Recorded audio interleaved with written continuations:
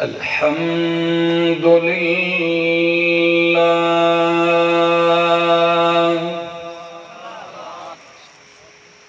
الحمد لله رب العالمين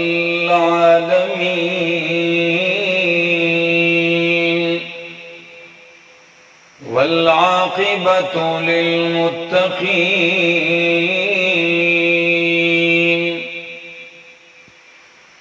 والصلاة والسلام على أشرف الأنبياء وإمام المرسلين وعلى آله وأصحابه وأهل بيته أجمعين أما بعد فأعوذ بالله من الشيطان الرجيم بسم الله الرحمن الرحيم إنما المؤمنون إخوة فأصلحوا بين أخويكم واتقوا الله لعلكم ترحمون سبحان ربك رب العزة عما يصفون وسلام على المرسلين والحمد لله رب العالمين۔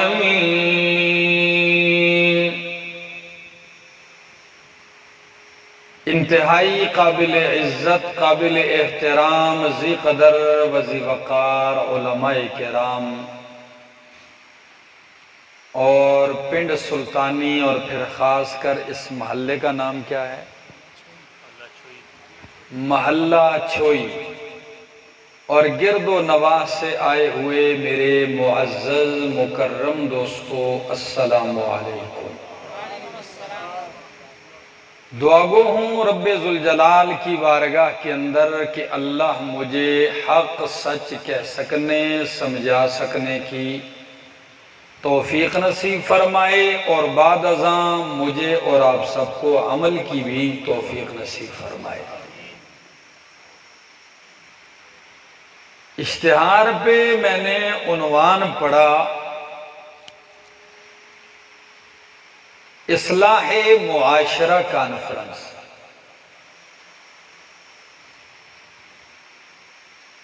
یہ عنوانات تو لوگ نہیں رکھتے عام، تو مجھے یہ عنوان بڑا اچھا لگا کہ معاشرے کی اصلاح کے لیے پروگرام کیا جائے۔ معاشرے کی اصلاح کیسے کی جائے، اس کی کتنی اہمیت ہے اور یہ کتنا ضروری مسئلہ ہے۔ ہر آدمی کوشش کر رہا ہے، لگا ہوا ہے اپنے اپنے انداز سے کہ معاشرے کے اندر جو برائیاں ہیں، جو کمزوریاں ہیں، جو بیماریاں ہیں، ان کا علاج کیا جائے، ان کی نشاندہی کی جائے۔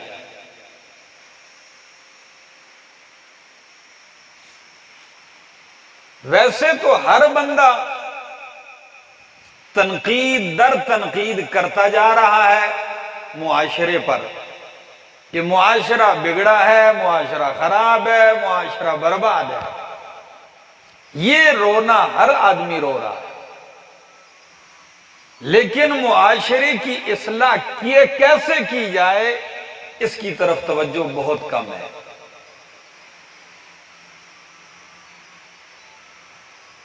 کیونکہ اصلاح بہت مشکل ہے اور تنقید بہت آسان ہے۔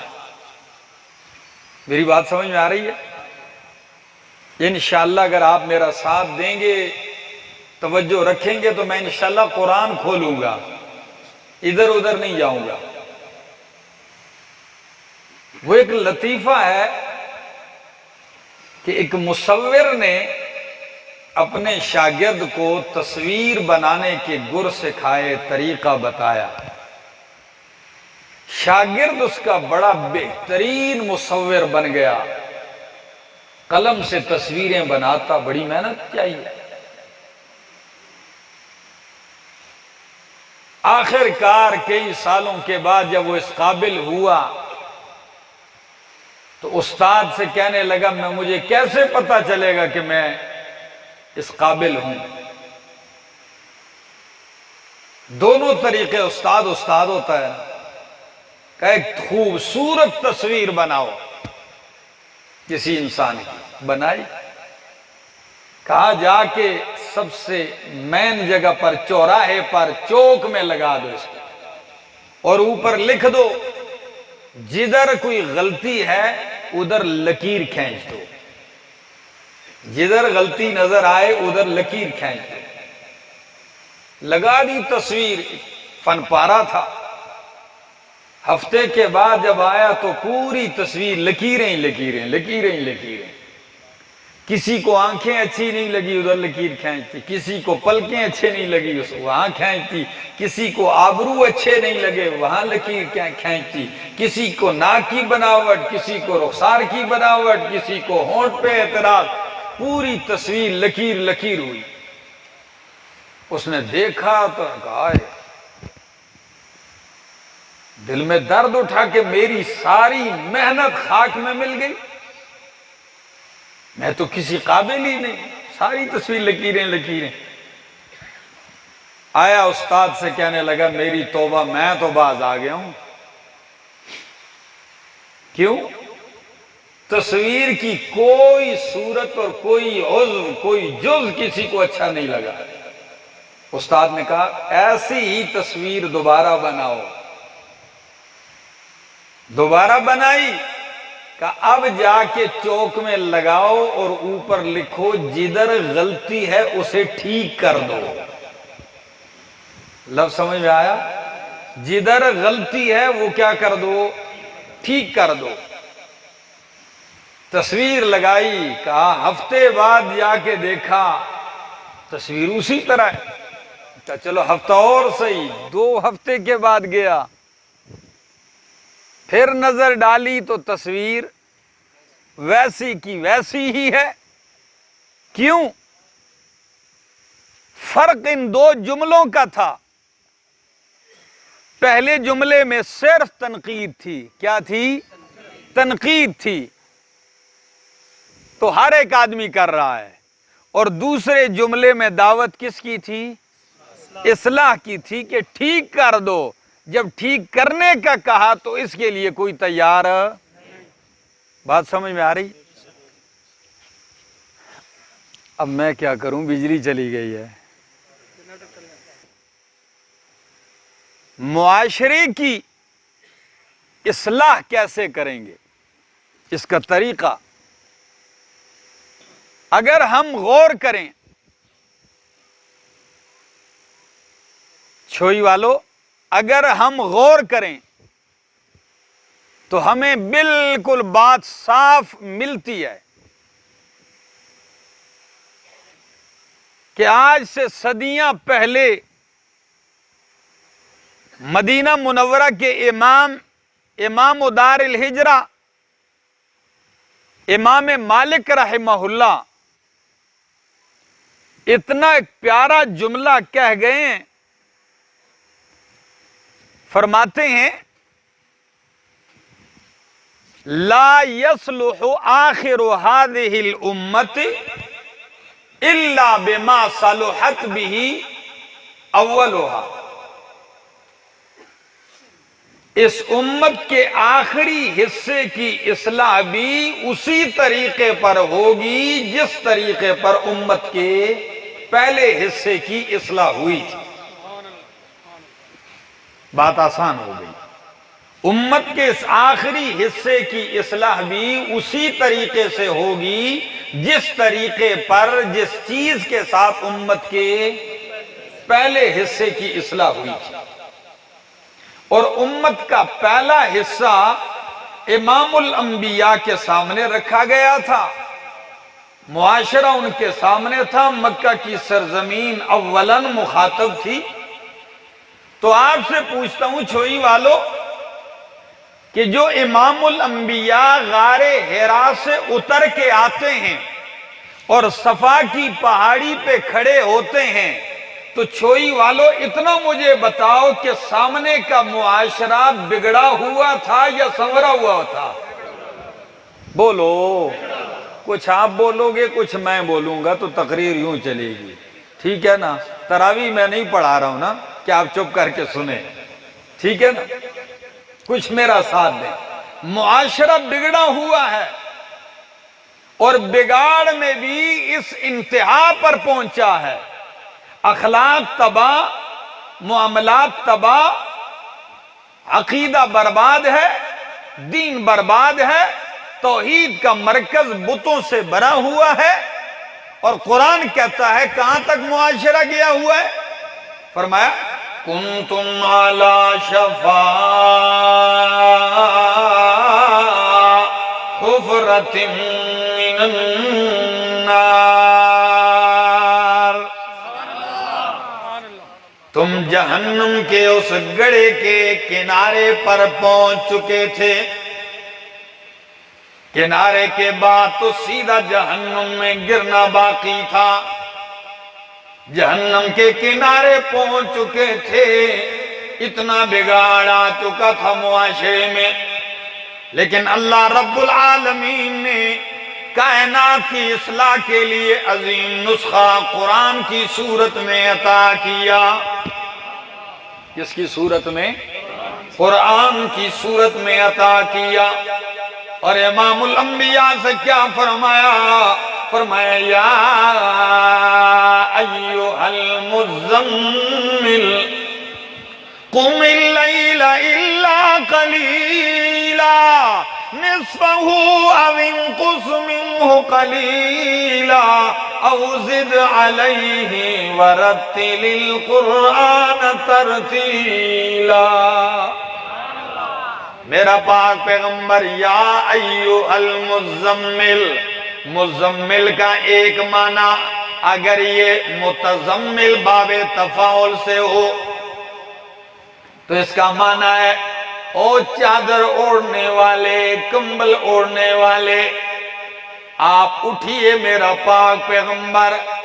اور اگر یہ ہو مزمل ضمیر سے تو ضمیر کا معنی ہوتا ہے یار، دوست، ساتھی، رفیق، ہم نوا۔ تو اللہ فرماتے ہیں یا ایھا المزمل، او میرا پاک پیغمبر، قرآن والا نسخہ لے کر، ہدایت والی کتاب لے کر، علاج والی کتاب لے کر، رب کی معرفت سے بھرپور کتاب لے کر، واعظ و نصیحت سے پر کتاب لے کر، حکمت سے بھرپور کتاب لے کر، معرفت الہی والی کتاب لے کر آپ جائیں اس بگڑے ہوئے معاشرے میں۔ آپ کیا کریں؟ آپ تو اکیلے ہیں، باقی ساری کائنات بگڑی ہوئی ہے۔ آپ تو توحید کا پرچار کرنے والے ہیں، باقی تو سارے بت پرستی میں مبتلا ہیں۔ آپ حقوق کے پاسدار ہیں، باقی تو ساری دنیا حقوق پامال کرنے والی ہے۔ آپ رشتے جوڑنے والے ہیں، کائنات اور رشتے ناتوں کو پاؤں تلے روندنے لگی ہوئی ہے۔ میرا پاک پیغمبر آپ اکیلے ہیں، لیکن میرا قرآن لے کر جا اور اپنا ساتھی بناتا جا۔ زمیل ساتھی کو کہتے ہیں، تو آپ قرآن کے ذریعے کیا بناتے جائیں؟ ہاں، قرآن کے ذریعے اپنے ہم نوا بناتے جا۔ اور یہی قرآن کا طریقہ ہے۔ اللہ کے پاک پیغمبر صلی اللہ تعالی علیہ وسلم نے الاہم فالاہم، سب سے پہلے رب کی توحید سے آغاز کیا، پھر چلتے گئے تزکیہ نفس کرتے گئے، حتیٰ کہ اخلاق بھی اتنے سوار دیے۔ وہی جو معاشرہ بگاڑ میں اپنی مثال آپ تھا، جو بگاڑ میں بربادی میں جہنم کے کنارے پہنچ چکا تھا، اسی بگڑے ہوئے معاشرے کو جنت کا وارث بنا دیا۔ جو بگاڑ میں اپنی مثال آپ تھا، اسی معاشرے کی ایسی اصلاح کی کہ اسی معاشرے کو ایمان اور ہدایت کے لیے معیار بنا دیا۔ یہ کس کے ذریعے اصلاح ہوئی؟ قرآن نے کہا فَإِنْ آمَنُوا بِمِثْلِ مَا آمَنْتُمْ بِهِ فَقَدْ اهْتَدَوْا۔ آپ اصلاح کرتے گئے، یقین کیجئے اصلاح کی کتاب قرآن ہے۔ آج لوگ کہتے ہیں قرآن سے توڑ پیدا ہوتا ہے اور ہم جوڑ پیدا کرنا چاہتے ہیں۔ آج لوگ کہتے ہیں، بڑی پیاری پیاری مثالیں اپنے اپنے انداز سے دیتے ہیں۔ اسی طرح کسی سادے جاہل سے کسی نے پوچھا کیوں اللہ کی کتاب کی مخالفت کرتا ہے جو لوگوں کو قرآن کریم کا درس دیتے ہیں، آپ انہی کے اوپر نشتر کیوں چلاتے ہیں؟ کیا وجہ ہے؟ کہنے لگا قرآن سے جوڑ نہیں توڑ پیدا ہوتا ہے اور ہم چاہتے ہیں کہ جوڑ آ جائے۔ پھر مثال کیا دی ہے؟ کہنے لگا جب لوگوں کا مزاج بن چکا ہو آئل کھانے کا، جب لوگوں کا مزاج بن چکا ہو ڈالڈا کھانے کا، آپ دیسی گھی کھلائیں گے تو وہ ہضم نہیں کر سکیں گے۔ واہ بھائی واہ، اور سیاڑیاں اتنی پیاری مثال۔ یہ بھی خوش ہوتا ہوگا کہ میں بڑا ہوشیار ہوں۔ کہتے ہیں لوگوں کے اندر قرآن کی مثال دیسی گھی کی ہے، تو جب یہ سناؤ گے تو لوگ ہضم۔ تو میں نے کہا ان کا ہاضمہ اتنا خراب ہو چکا ہے کہ مکے کے مشرکین سے بھی زیادہ ہاضمہ ان کا خراب ہے جی، کہ نبی علیہ السلام نے آتے ہی دیسی گھی شروع کر دیا کھلانا جی۔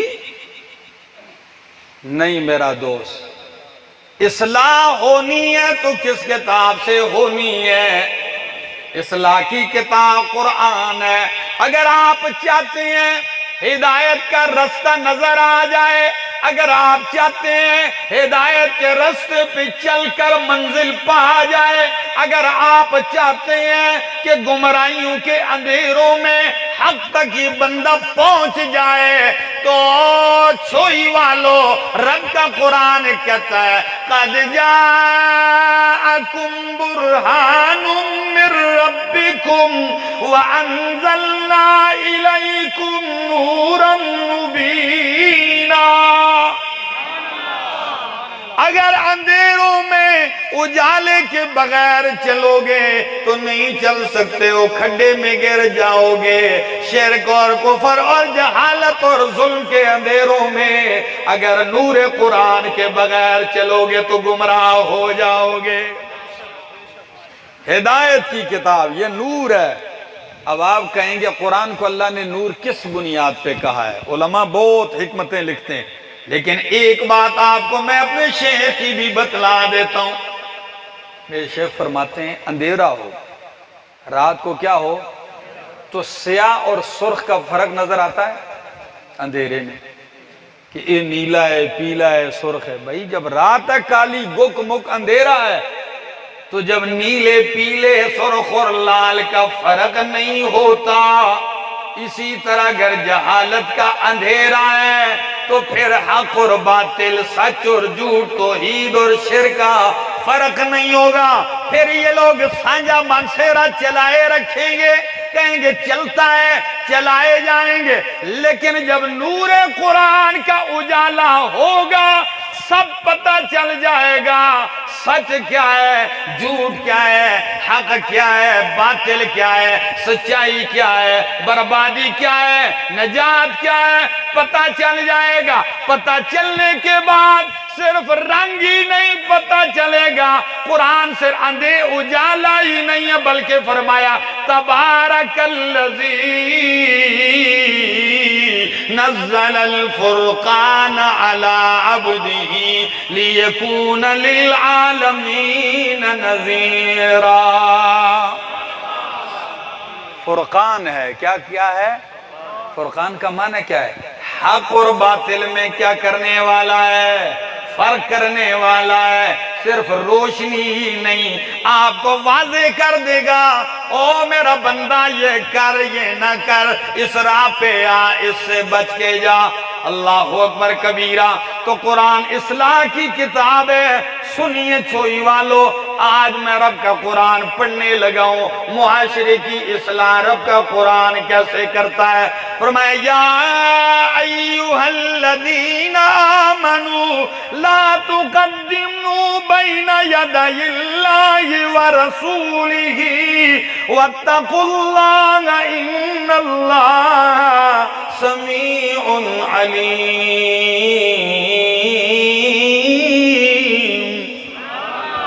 اللہ اکبر۔ یہ پہلا اصول ہے، اللہ اور اس کے رسول سے آگے نہ بڑھو۔ اصلاح ہو رہی ہے، پہلی بات ہے ایمان والو، کس سے آگے نہ بڑھو؟ اللہ اور اس کے رسول سے آگے نہ بڑھو، قول میں، فعل میں، عمل میں۔ کسی بھی نبی کے فیصلے سے اپنا فیصلہ آگے نہ بڑھاؤ، رب کے فیصلے سے اپنا فیصلہ آگے نہ بڑھاؤ۔ اللہ اور اس کے رسول کے پیچھے رہو، یعنی اللہ اور اس کے رسول کے فرمان کے پیچھے چلو، اس سے آگے نہ بڑھو۔ واتقوا اللہ، اللہ سے ڈرو، ان اللہ سمیع علیم، اللہ سننے والا، جاننے والا ہے۔ تفصیل کا وقت نہیں، کاش وقت ہوتا تو میں بہت کچھ کہتا، لیکن خیر انشاءاللہ اگر آپ ذوق رکھیں تو پھر میں چلوں۔ زندہ جاگے ہوئے ہیں؟ جو جاگ رہے ہیں کہو سبحان اللہ، ماشاءاللہ۔ فرمایا یا ایھا الذین آمنوا، دوسرا خطاب، دوسرا حکم، یا ایھا الذین آمنوا، او مولوی جی، او پیر صاحب، مفتی صاحب، مرشد صاحب، اگر معاشرے کی اصلاح کرتا ہے تو مومن معاشرے کو بدلنا ہے۔ پہلا خطاب کر لوگوں سے کہہ کہ اللہ اور اس کے رسول کے فیصلوں سے آگے نہ بڑھو، ان کے فیصلے کے پیچھے چلو۔ دوسرا خطاب، اے ایمان والو، لا ترفعوا اصواتکم فوق صوت النبی، اپنی آوازوں کو نبی کی آواز سے بلند نہ کرو، نبی کا ادب اور احترام کرو۔ وَلَا تَجْهَرُوا لَهُ بِالْقَوْلِ كَجَهْرِ بَعْضِكُمْ لِبَعْضٍ أَن تَحْبَطَ أَعْمَالُكُمْ وَأَنْتُمْ لَا تَشْعُرُونَ۔ کیا فرمایا؟ لوگو لا تجہروا لہو بالقول، نبی کو زور سے، جہر سے ایسے مت پکارو جس طرح کے آپس میں ایک دوسرے کو آوازیں دے دے کے پکارتے ہو۔ او احمد جمشید، یا فلانیاں، تو یا فلاں کہہ کے پکارتے ہو، ایسے چلا کر میرے نبی کو نہیں پکارنا۔ کیوں؟ کیا ہو جائے گا اگر پکارو گے؟ فرمایا ان تحبط اعمالکم وانتم لا تشعرون، تمہارے سارے اعمال برباد ہو جائیں گے، تمہیں شعور تک نہیں ہوگا۔ پھر آپ سے پوچھتا ہوں چھوئی والو، اللہ تو ان لوگوں سے کہتے ہیں جو نبی کے حجرے کے باہر پیغمبر کو آواز دے کے پکارتے تھے۔ یہ چند دیہاتی آئے تھے نا، بدو پنڈ کے رہنے والے، تو وہ اتنا زیادہ تعلیم ان کو پہنچی نہیں تھی، تو وہ آتے ہی باہر کھڑے ہو کے نبی علیہ السلام کو آواز دے کے کیا کہتے ہیں؟ یا محمد اخرج الینا، اخرج الینا، نبی علیہ السلام کو آواز دے کر باہر آئیے، ہم آپ کے انتظار میں کھڑے ہیں۔ قرآن نے کہا آئندہ اس طرح میرے پیغمبر کو آواز نہیں دینی۔ تو جو حجرے کے باہر سے ایسے آواز دے کے پکارتا ہے اس کے عمل تو ضائع ہو جائیں، اور جو پاکستان سے سپیکر آن کر کے آوازیں دیتا ہے، جی اس کے اعمال کس کھاتے میں جائیں گے؟ کبھی خیال کیا ہے ضد میں آ کر ہم لگے ہوئے ہیں۔ فرمایا ان تحبط اعمالکم وانتم لا تشعرون۔ ایک دوسری بات، آیت کے پہلے ٹکڑے میں آپ نے یہ بھی کہا کہ نبی کی آواز سے اپنی آواز اونچی، اللہ کے پیغمبر موجود ہوں، اونچا بولو گے عمل کیا ہو جائیں گے؟ تو جو لوگ نبی علیہ السلام کو حاضر اور ناظر بھی مانتے ہیں اور سپیکر پھر کھول کے شروع بھی ہو جاتے ہیں، تو سچ بتاؤ ایمان نام کی چیز رہے گی اندر؟ صرف ویسے اونچا بولنا منع کر دیا۔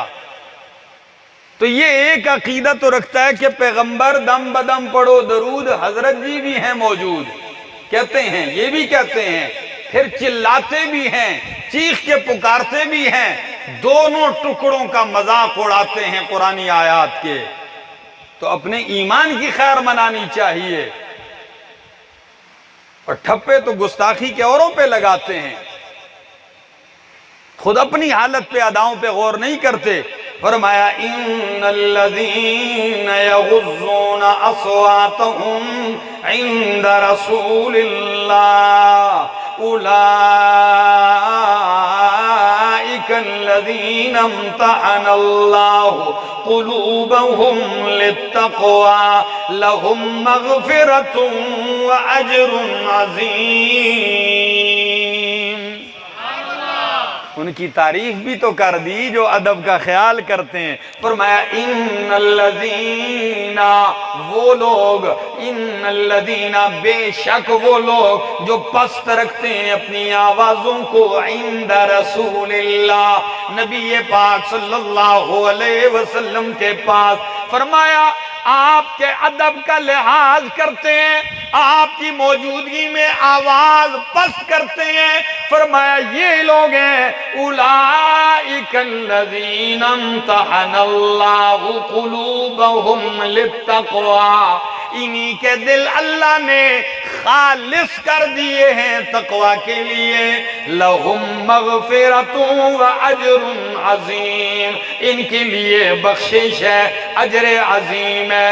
ان الذین ینادونک من وراء الحجرات، اصلاح کی آیتیں پڑھوں گا انشاءاللہ، آپ کے 14 طبق روشن ہوں گے، قرآن ہی سناؤں گا۔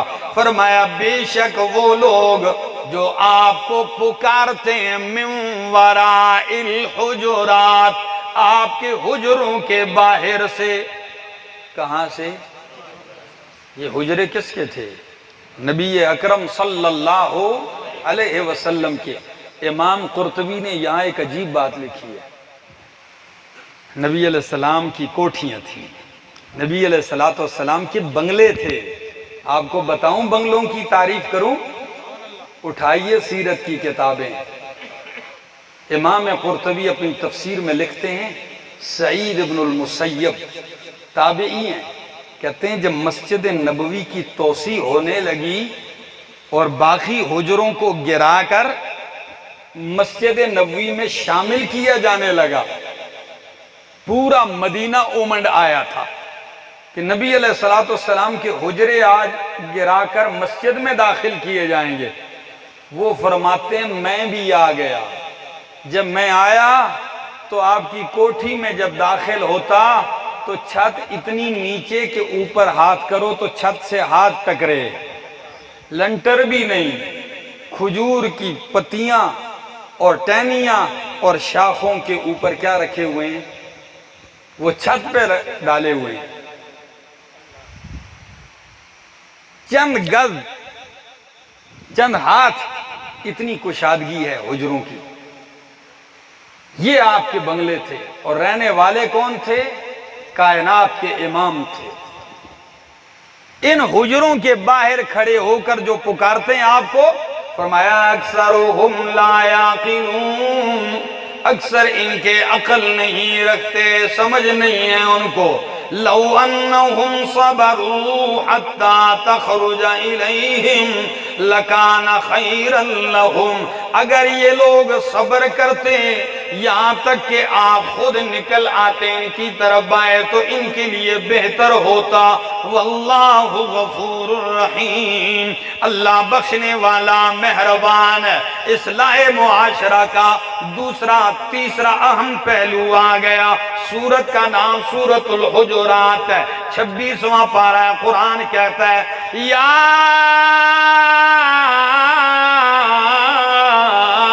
ایھا الذین آمنوا ان جاءکم فاسق بنبأ فتبینوا ان تصیبوا قوما بجہالۃ فتصبحوا علی ما فعلتم نادمین۔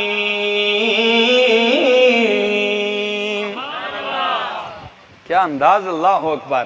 اے ایمان والو، اگر تمہارے پاس کوئی کچا آدمی کوئی خبر لے کے آئے، فاسقن کا معنی میں نے کیا کیا؟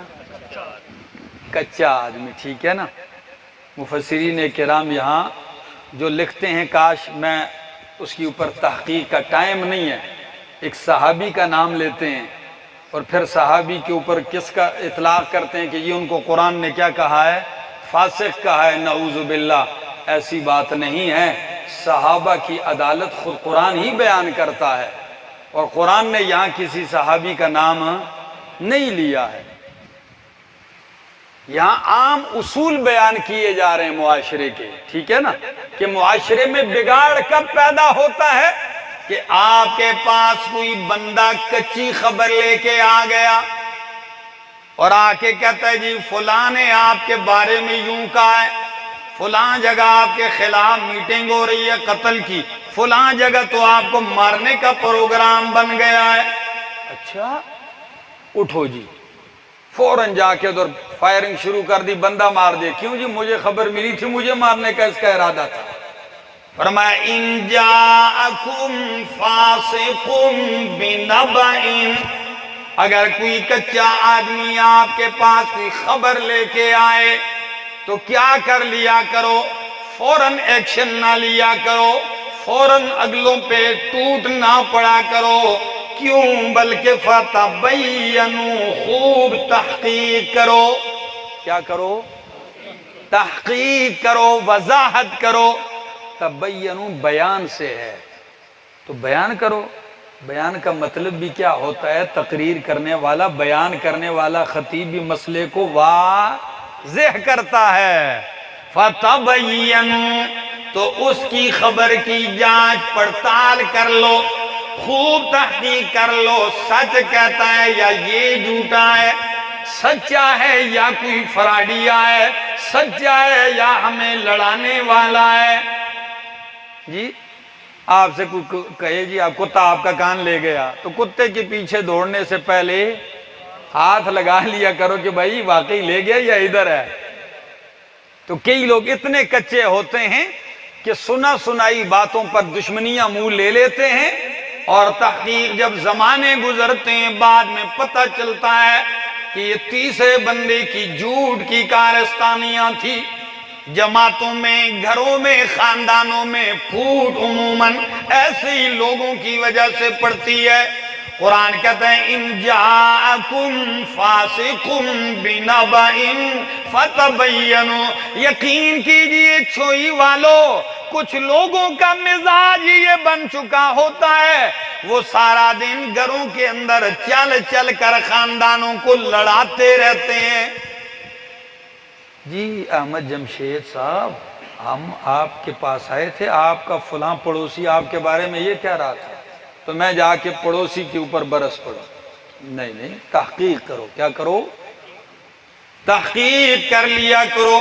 دوسری بات، ایک دفعہ ایک شخص میرے پاس آیا، کہنے لگا فلاں یہ کہتا ہے، میں نے اس کو ہاتھ سے پکڑا، میں نے کہا آپ کو ساتھ لے کے جاؤں گا، ادھر جا کے اس کے منہ پہ یہ بات کہو گے کہ اس نے کہی؟ کہ نہیں جی۔ میں نے کہا پھر اس نے نہیں کہی، پھر تو کہہ رہا ہے، پھر تو اس نے نہیں کہی، پھر تو کہہ رہا ہے کہ خود تو اپنا نام ظاہر نہیں کرنا چاہتا اور ہمیں کیا کروا رہا ہے؟ لڑا رہا ہے. فرمایا ان جاءکم فاسق بنبأ فتبینوا ان تصیبوا قوما بجہالۃ، تم کسی قوم کو کوئی ضرر تکلیف نہ پہنچا دو، نہ سمجھی میں تکلیف پہنچا دو، ضرر پہنچا دو، فَتُصْبِحُوا عَلَى مَا فَعَلْتُمْ نَادِمِينَ، پھر اپنے کیے پر نادم اور پشیمان ہو جاؤ، بعد میں پچھتانے کا کوئی فائدہ نہیں، پہلے وضاحت کر لیا کرو. ذرا آگے سنیے. وَاعْلَمُوا أَنَّ فِيكُمْ رَسُولَ اللَّهِ، بلکہ میں اگلی آیتیں پڑھتا ہوں ذرا. پہلا حکم، کوئی بندہ ایسی خبر لے کے آئے تحقیق کے بغیر فیصلے نہ سناؤ، تحقیق کے بعد فیصلہ کرو. دوسرا حکم وَإِن طَائِفَتَانِ مِنَ الْمُؤْمِنِينَ اقْتَتَلُوا وَإِن طَائِفَتَانِ مِنَ الْمُؤْمِنِينَ اقْتَتَلُوا فَأَصْلِحُوا بَيْنَهُمَا. کتنا عجیب حکم ہے، کون عمل کر رہا ہے؟ فرمایا اگر مومنوں کے دو گروہ آپس میں لڑ جائیں، کس کے؟ مومنوں کے دو گروہ آپس میں لڑ جائیں تو تم نے کیا کرنا ہے؟ تیل لے کے تو اور لگاؤ ہیں. بعض لوگ کہتے ہیں اللہ کرے کوئی ایجا موقع آوے تے اسی بھی اپنے ہاتھ صاف کرا، اس انتظار میں رہتے ہیں. فرمایا نہیں، ان طائفتان، اگر دو طائفے اقتتلوا، کیا ہو جائیں؟ لڑ پڑے، آپس میں جنگ جدال ہو جائے، تو فرمایا فَأَصْلِحُوا بَيْنَهُمَا. امام رازی یہاں عجیب بات لکھتے ہیں، وہ فرماتے ہیں ان طائفتان، یہ لفظ ان کس کی طرف اشارہ کرتے ہیں؟ وہ فرماتے ہیں ان اشارۃ الی الندرۃ، یہ ان کا اشارہ ہے کہ مومن ہر وقت نہیں لڑتے، لیکن کبھی کبھی لڑائی ہو بھی جاتی ہے. یعنی مومن کی شان یہ نہیں ہے کہ وہ ہر وقت لڑدا ہی رہے، یہ مومن کی شان. لیکن بتقاضائے بشریت انسان ہونے کے ناطے کبھی کبھی لڑائی ہو بھی سکتی ہے. تو دو خاندان، دو گروہ، دو طائفوں کی لڑائی ہو جائے تو تم فَأَصْلِحُوا بَيْنَهُمَا، اصلاح کرو ان دونوں گروہوں کے درمیان.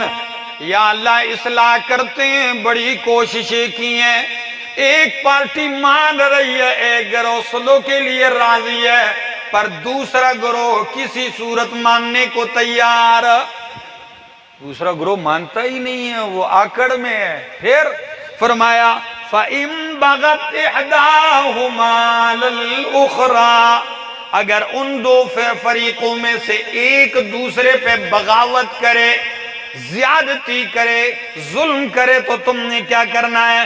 فَقَاتِلُوا الَّتِي تَبْغِي حَتَّى تَفِيءَ إِلَىٰ أَمْرِ اللَّهِ. اللہ اکبر. تم سارے مل کے اس زیادتی کرنے والے گروہ سے شروع ہو جاؤ لڑائی، صلح کراؤ، اور اس کو کہو اگر مانے گا نہیں تو یاد رکھنا اب تو ہم ثالث ہیں، اور اگر تو نہیں مانا تو ہم ثالث نہیں فریق بن جائیں گے. کیا بن جائیں گے؟ ہم فریق بن جائیں گے، دوسرے گروہ کے ساتھ ہوں گے. ٹھیک ہے نا؟ پھر آپ کا ساتھ نہیں دیں گے، ظلم کا، ظالم کا ساتھ. اچھا اب اگر نہیں مان رہا پھر بھی آکڑ میں، سارے مل کے اس پہ جب دباؤ ڈالا، مارا، جب زبردستی کی، کمزور ہوا تو مان گیا. اب کوئی یہ نہ کہے نا جی پہلے راضی نہیں ہوتا ہے تو ہن اسی نہ راضی ہوندے، نا نا نا نا نا. وہ دبانے کا مقصد تھا کہ صلح کے لیے کیا ہو جائے؟ راضی، آمادہ ہو جائے. جب آمادہ ہو گیا تو اللہ فرماتے ہیں ہن اگلے جان پہنچانے دا حق تو سندا. ہاں اب یہ نہیں ہے کہ اب مارو.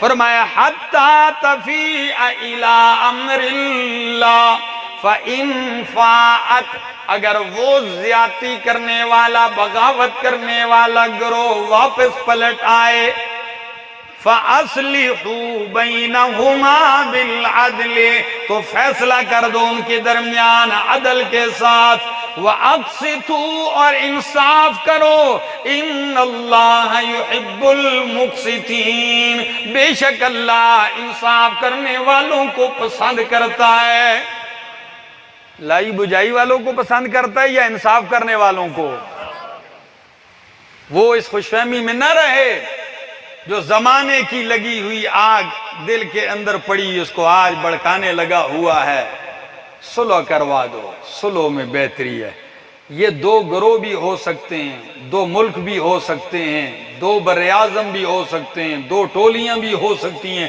دو خاندان بھی ہو سکتے ہیں صلح کرواؤ ان کے درمیان فرمایا انما المؤمنون اخوۃ اللہ آخر میں تو حد ہی کر دی فرمایا انما المؤمنون اخوۃ چھوئی والو فرمایا مومن بے شک یقیناً مومن آپس میں کیا ہے بھائی بھائی ہیں یہ کس نے بھائی کہا اللہ نے انہیں بھائی کہا مومن آپس میں بھائی ہیں فَأَصْلِحُوا بَيْنَكُمْ بَيْنَ أَخَوَيْكُمْ تو اپنے بھائیوں کے درمیان صلح کروایا کرو جب دو بھائی لڑ پڑتے ہیں تو صلح کرواتے ہو اسی طرح دو خاندان لڑ پڑیں صلح کروا دیا کرو اس لیے کہ ساری کائنات کے مومن آپس میں بھائی بھائی ہیں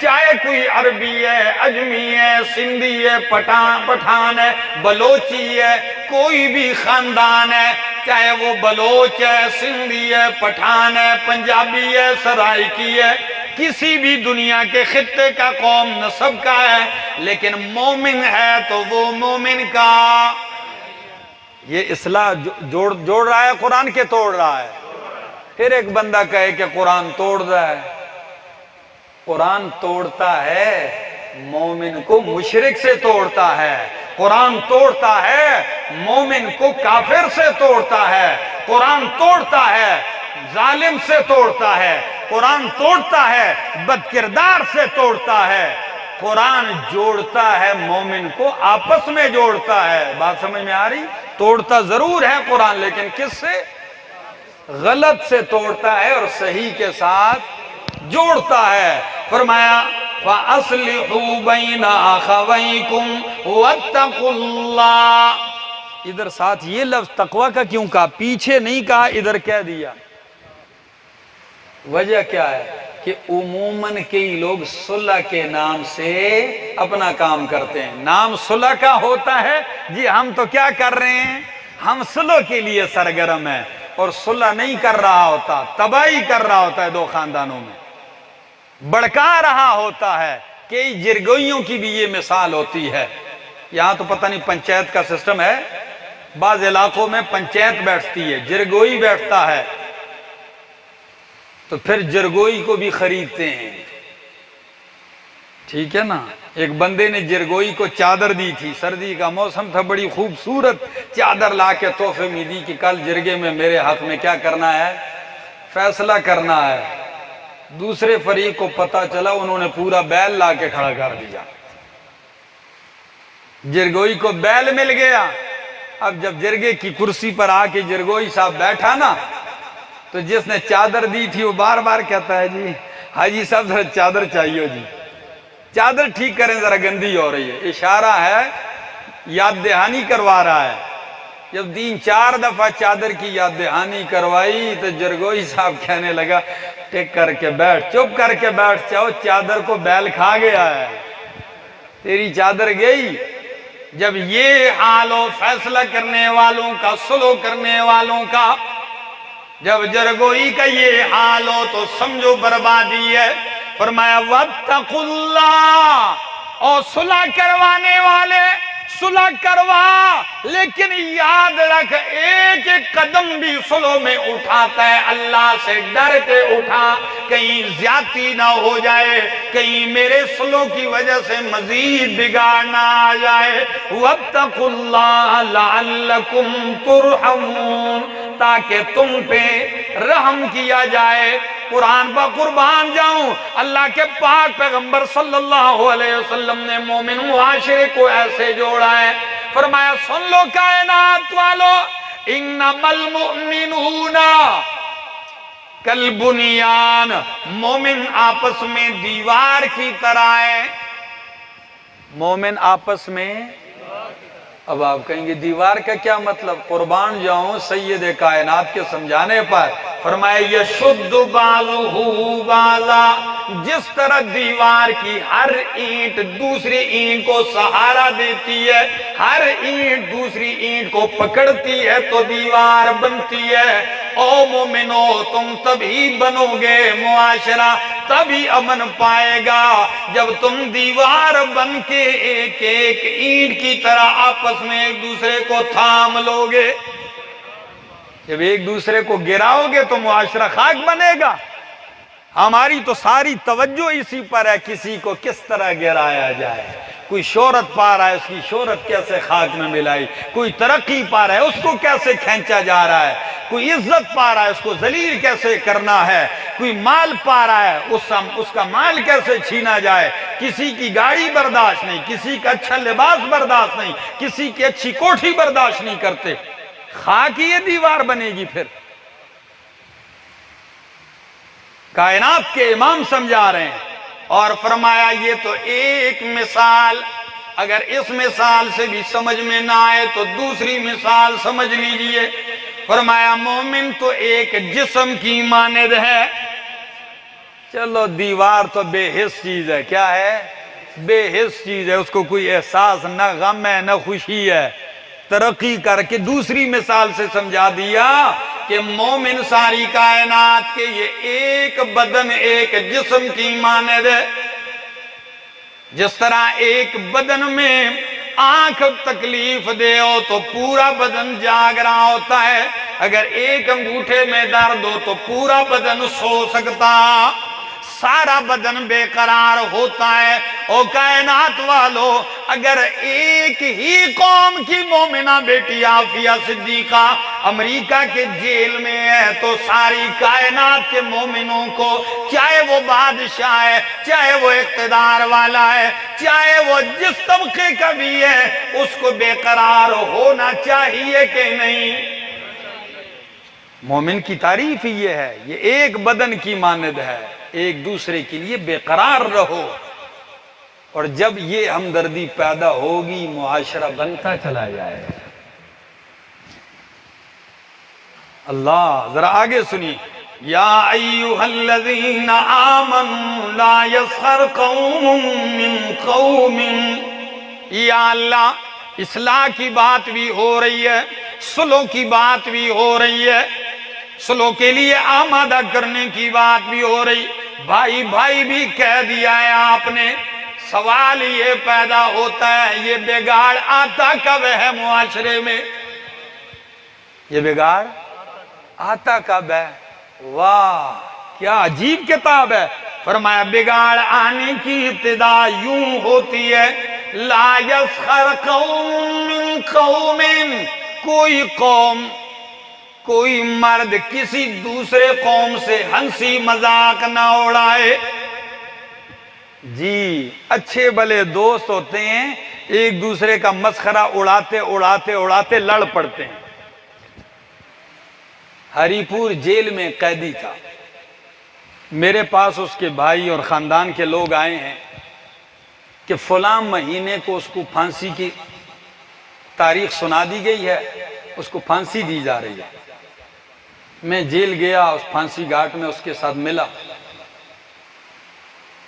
تو جس بندے کو اس نے قتل کیا ان کے پاس گیا، 2.5-3 گھنٹے وہاں میں بیٹھا رہا، قرآن کی آیتیں پڑھتا رہا، احادیث پڑھتا رہا کہ صلح ہو جائے۔ پتہ ہے اس جوان مقتول کے بوڑھے باپ نے کیا کہا؟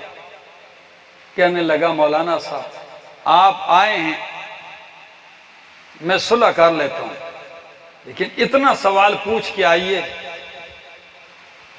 کہ قتل کیا کیوں ہے، اتنا پوچھیے۔ میں نے کہا میں پھر بھی آؤں گا جب تک صلح نہیں ہوتی۔ جب میں نے معلومات کی تو وہ کہنے لگے یہ آپس میں گہرے دوست تھے۔ کیا تھے؟ گہرے دوست تھے، تو قتل کیوں کیا؟ ایک نے دوسرے سے کہا اللہ کے بندے اتنا موٹا ہو گیا تو، گپ شپ میں دوست کے، جب ہنسی مذاق اڑایا اس نے، اس کے پاس پسٹل تھا، ڈز جا۔ بات سمجھ میں آ رہی؟ ہم کہتے ہیں مذاق میں، مومن بیٹھ کے مذاق کر رہا ہے، کسی کو ماں کی گالیاں، بہن کی گالیاں، بیوی کی گالیاں دے رہا ہے، بک رہا ہے، اور اگلا بھی کیا کہتا ہے، اچھا سچ مجھ کی گالی دی ہے یا مذاق میں؟ وہ کہتا نہیں جی مذاق میں، اچھا پھر خیر ہے۔ وہ بھئی مذاق میں کسی کی ماں بہن کی عزت تار تار کر رہے، یہ کون سا مذاق ہے؟ یہ کون سا مسخرہ ہے؟ فرمایا لا یسخر قوم من قوم، کوئی قوم دوسری قوم سے مذاق نہ کرے، مسخرہ نہ اڑائے، ہنسی نہ کرے، کیوں؟ عَسَىٰ أَن يَكُونُوا خَيْرًا مِّنْهُمْ، ہو سکتا ہے جن کا تم مذاق اڑا رہے ہو، جن کے مسخرے اڑا رہے ہو، وہ تم سے 1000 درجہ بہتر ہو۔ آپ فیس بک پہ دیکھو، کبھی پٹھانوں کے خلاف لطیفے آ رہے ہیں، کبھی سرداروں کے خلاف لطیفے آ رہے ہیں، کبھی پنجابیوں کے خلاف لطیفے آ رہے ہیں۔ یہ کیا ہو رہی ہے سازش؟ یہ بہت بڑی سازش ہے قوموں کو آپس میں کیا کرنے کی؟ لڑانے کی۔ پھر اسی سے فسادات اٹھتے ہیں، پھر لڑائی دو بدبخت آپس میں کرتے ہیں، اور اوپر نام کیا چلتا ہے؟ لوگ اس کو نام دے، جی یہ سندھی پٹھان کی لڑائی، یہ بلوچ پٹھان کی لڑائی، یہ پنجابی اور پٹھان کی لڑائی، فلاں فلاں کی لڑائی۔ نہ میرا دوست، کوئی ہنسی مذاق نہ اڑاؤ دوسرے کا۔ فرمایا وَلَا نِسَاءٌ مِّن نِسَاءٍ، کوئی عورت دوسری عورتوں کا مذاق نہ اڑائے۔ مذاق کئی صورتیں بھی ہو سکتی ہیں، کئی طرح کی عورتوں میں یہ زیادہ ہوتا ہے، فلانی اور تو کسی کا میدی نہیں، فلانی اور تو ہے ہی کہ ایسی ہنسیاں مذاق اڑاتی ہیں عورتیں۔ ہو سکتا ہے جن کا تم مذاق اڑا رہی ہو اللہ کے ہاں وہ مرتبے والی ہو، اللہ کے ہاں وہ شان والی ہو، اللہ کے ہاں اس کی قبولیت ہو چکی ہو، تیرے اوپر لعنتیں برس رہی ہوں، تو تجھے کیا حق پہنچتا ہے اس کے ساتھ ہنسی اور مسخرہ کرنے کا؟ وَلَا تَلْمِزُوا أَنفُسَكُمْ، فرمایا وَلَا تَلْمِزُوا أَنفُسَكُمْ، آپس میں ایک دوسرے کو عیب نہ لگاؤ اپنوں پر۔ یا انفسکم کا معنی میں نے اپنوں کیا ہے، حالانکہ معنی لغوی ہے لا تلمزوا انفسکم، اپنے اوپر عیب نہ لگاؤ، لغوی معنی یہ ہے۔ یہ کیوں کہا؟ کسی دوسرے پہ عیب لگانا یہ گویا کہ اپنے اوپر عیب لگانا ہے۔ کیوں؟ اس لیے کہ وہ بھی مومن ہے، تیرا بھائی ہے، جب تیرا بھائی ذلیل رسوا ہوگا تو تیری عزت کہاں بچے گی؟ جی کسی کا بھائی چوری میں پکڑا گیا تو دوسرے بھائی کی عزت رہتی ہے؟ تو مومن بھائی ہو سارے، دوسرے کے اوپر عیب نہ لگاؤ، اگر لگاؤ گے یہ عیب تیرے پاس پلٹ کے آئے گا، تو ذلیل ہوگا۔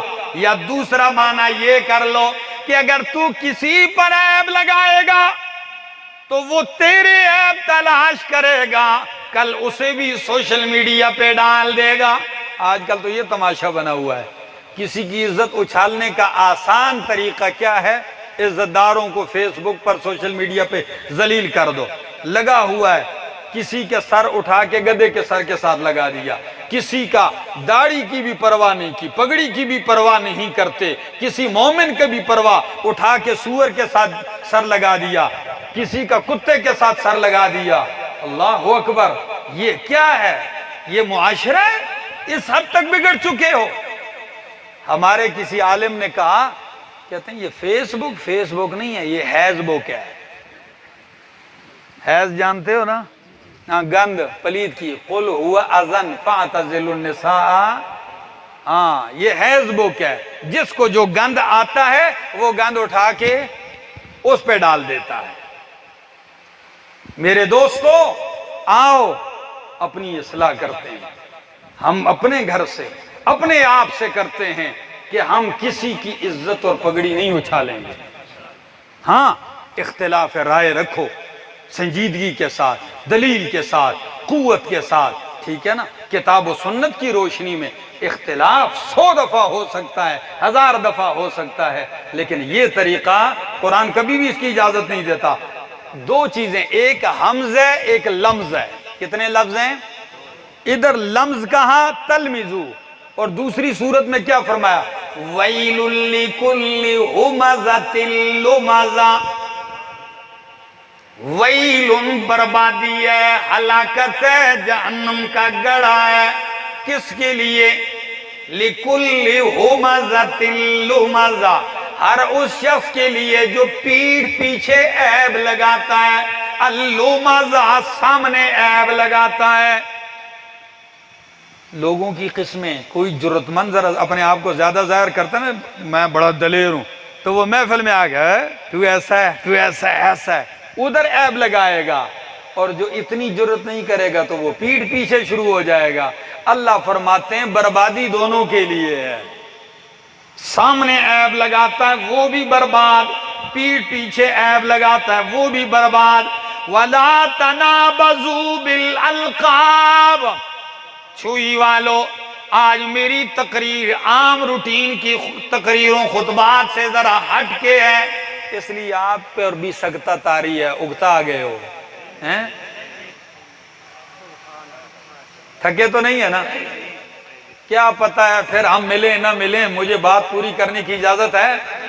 فرمایا وَلَا تَنَابَزُوا بِالْأَلْقَابِ، ایک دوسرے کو آپس میں برے القاب سے مت پکارو، او کانیا، او کالیا، او ٹھگنیا، او موٹیا، حالانکہ بھلے وہ موٹا بھی ہو، آپ اس کو پھر بھی کہو گے موٹیا تو وہ کیا کرے گا؟ غصہ کرے گا کہ نہیں؟ وہ اچھا لگے گا اس کو؟ ایک بندہ نابینا ہے، آپ اس کو کہیں او نیا، وہ خوش ہوگا اس سے؟ کبھی بھی نہیں ہوگا، اگرچہ وہ نابینا کیوں نہ ہو۔ پاؤں سے لنگڑا ہے، اگر آپ اس کو کیا کہو گے؟ او لگڑیا، قد چھوٹا ہے او ٹھگنیا، تو وہ کبھی بھی یہ سے راضی نہیں ہوگا۔ لا تنابزوا بالالقاب، کسی کو برے القاب سے، تنابز ہر اس لقب کو کہتے ہیں کہ جس کو سننے والا اپنے لیے اچھا، ہاں ایک لقب ایسا ہے کہ جس کو اچھا سمجھتا ہے تو وہ کوئی بات نہیں، کیا یہ کوئی بات نہیں، لیکن جس کو اگلا اپنے لیے بے عزتی رسوائی سمجھتا ہے، برا جانتا ہے۔ ہمارے معاشرے میں یہ بھی ایک عجیب تماشا ہے، جس سے کسی کو چیڑ ہوتی لوگ کہتے ہیں بس ہوں ای آپ کو۔ ہمارے علاقے کا ایک قاری صاحب تھا، اس کو سارے کہتے تھے رتا قاری، رنگ کا سرخ تھا، اس کا کوئی رنگ ہوگا یا تھا یا نہیں تھا، بہرحال مشہور تھا کیا؟ ہاں پشتو میں رتے کو کہتے ہیں سرخ، رتا قاری صاحب۔ تو اب وہ محلے میں طالب علم جو اس میں پڑھتے بھی ہیں، محلے کے بچے بھی گزرتے ہیں، رتا قاری، تو وہ گالیاں دیتا ہے، کسی کو دور سے نظر آتا ہے تو وہ کہتا ہے رتا قاری۔ اب وہ اتنا مشہور کر دیا اس چیڑ کی وجہ سے کہ اس کا نام ہی لوگوں سے بھول گیا، ہر آدمی کیا جی رتا قاری مشہور ہو گیا۔ کہیں سیاسی پروگرام تھا، اس نے تلاوت کی، تلاوت کرنے کے بعد ایم پی اے صاحب الیکشن مہم چلا رہے ہیں، اس نے آ کر کہا جی رتا قاری صاحب نے بڑی اچھی تلاوت کی، قاری صاحب ادھر بگڑ گیا، وہ نام اتنا مشہور ہو گیا تھا، وہ ادھر بگڑ گیا، کہتا ہے تو بھی ایسا ہے۔ لا تنابزوا بالالقاب، کسی کو برے القاب سے مت پکارو۔ اللہ اکبر، کاش وقت ہوتا تو میں کہتا چلا جاتا۔ فرمایا بئس الاسم الفسوق بعد الایمان، او چھوئی والو، ایمان کے بعد بہت برا ہے نام فسق کا، تو مومن مسلمان کہلواتا تھا، تیرا تو یہ نام تھا۔ مومن کہلوانے کے بعد اگر تو کسی کو برے لقب سے پکارے گا تو تیرا لقب مومن نہیں فاسق بن جائے گا۔ تو کوئی چاہتا ہے کہ مومن کہلوانے کے بعد وہ کیا کہلواتا پھرے؟ فاسق کہلواتا پھرے؟ تو یہ برے القابات لگانے والے یہ فاسق ہیں۔ اللہ اکبر۔ فرمایا اور جو توبہ نہیں کرے گا تو یہ ظالم بھی ہے۔ پہلے تو فاسق کہا، توبہ کر لے تو فاسق سے بچ جائے گا، اور اگر توبہ نہیں کرے گا تو ایک درجہ اوپر لگا دیا، کیا کہہ دیا؟ ظالم بھی ہو گیا۔ یا ایھا الذین آمنوا ان اجتنبوا کثیرا من الظن ان بعض الظن اثم ولا تجسسوا ولا یغتب بعضکم بعضا۔ اے ایمان والو، اجتنبوا کثیرا من الظن، بکثرت بدگمانیوں سے بچو۔ اس میں تو نیک و بد سارے ہی مبتلا ہیں، سب بدگمانیوں میں لگے ہوئے ہیں جی۔ دو آدمی کہیں کونے میں بات بھی کر رہے ہیں تو اس کو پتہ ہے میرے خلاف تو نہیں لگے دے۔ ہر بندہ بدگمانی میں مبتلا ہے،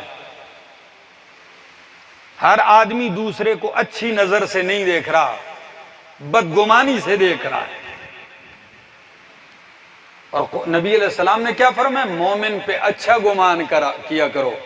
ایک گمان ہے اچھا، ایک گمان ہے واجب، ایک گمان ہے مستحب، ایک گمان ہے مباح۔ واجب گمان کیا ہے؟ فرمایا اللہ پر جو گمان رکھو وہ ہمیشہ اچھا رکھو، یہ واجب ہے۔ اللہ پر حسن ظن رکھنا واجب ہے، اور مومن پہ اچھا گمان رکھنا مستحب ہے اس کے حلیے سے۔ ہاں کچھ گمان مباح بھی ہیں، ٹھیک ہے نا؟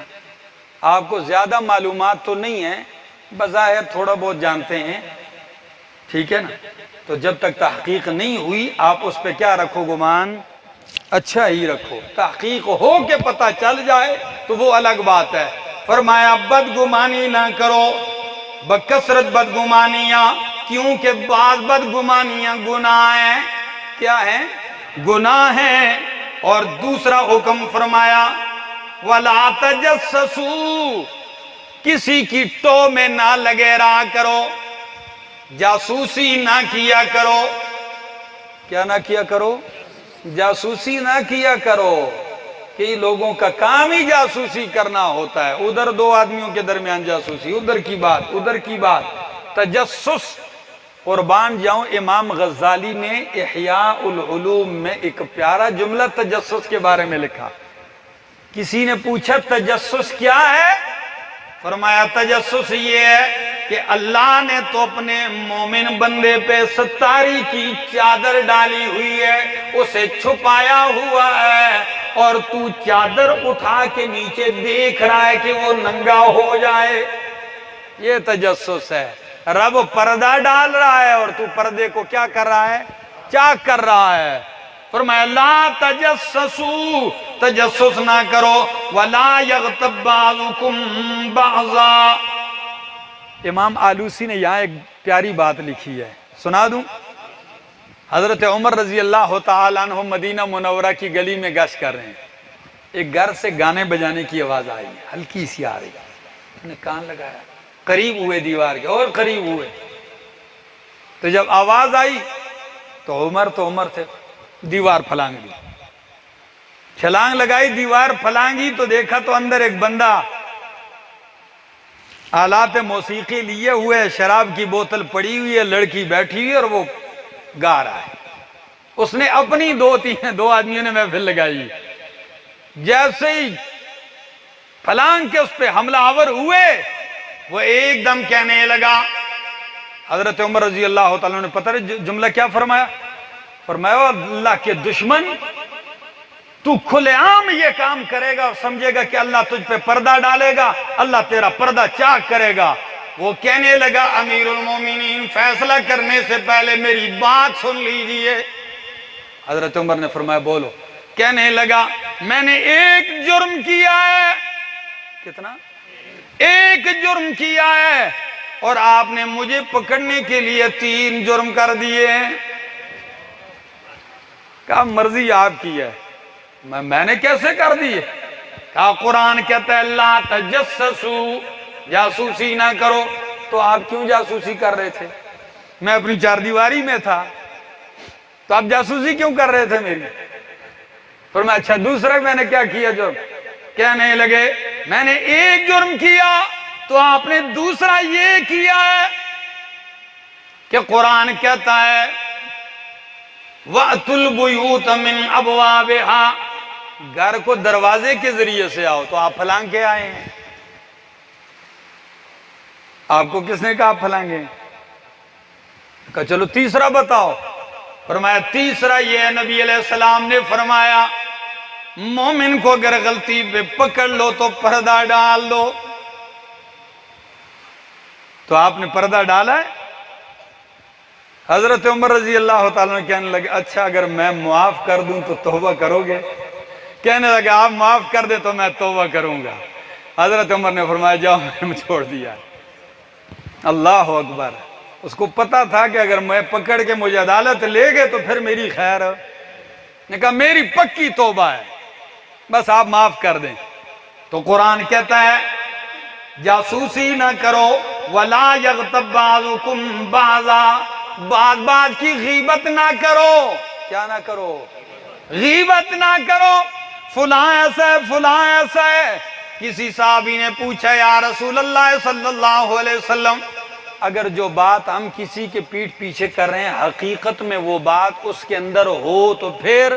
فرمایا غیبت اسی کا نام ہے کہ اس کے اندر ہو اور تم پیٹھ پیچھے یاد کرو، اگر نہ ہو اور یاد کرو تو یہ غیبت سے بڑھ کر بہتان ہے، یہ تو الگ جرم ہے۔ آج تو 2 بندوں کی گفتگو کا مزہ ہی اس وقت تک نہیں آتا جب تک کہ کسی تیسری کی شلوار کو وہ ڈانگوں میں نہ اٹھا لیں۔ جی 4 بندوں کی گفتگو آپ دیکھ لیں، چاہے گھنٹہ بیٹھیں ریٹ بیٹھیں، اس وقت تک مجلس میں مزہ نہیں آتا جب تک کہ مجلس جمتی تب ہے کہ کسی تیسری کی کیا ہو، عزت تار تار ہو۔ اس میں نیک بھی مبتلا ہیں، اس میں بد بھی مبتلا ہیں، یہ نہیں ہے کہ ہم نہیں، ہم سارے ہی اس گن میں مبتلا ہیں۔ اللہ ہم سب کی حفاظت فرمائے۔ غیبت نہ کرو۔ اگر اجازت ہوتی آپ کی تو میں آگے چلتا، لیکن زندگی باقی، ملاقات باقی۔